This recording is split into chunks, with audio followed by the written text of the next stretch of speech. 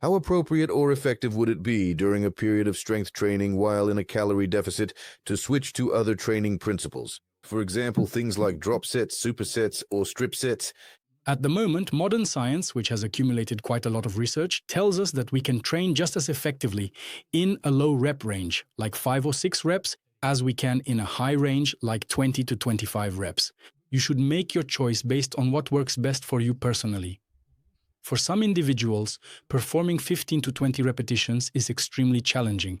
For example, they might have a relatively low anaerobic capacity, which means they get out of breath and tired faster than their muscles actually become fatigued.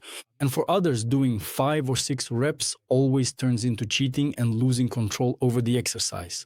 In other words, they end up doing the exercise in whatever way possible, and for those individuals, this kind of load isn't very effective. So these are the two extremes. The middle ground is, let's say, somewhere around 8 to 12 repetitions. That's what usually works best for the majority of people. Why is that, though?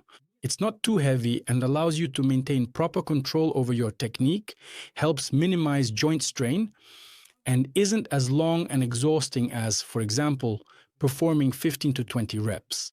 So from the perspective of the training mode, we specifically create the load regimen we use when reducing body fat.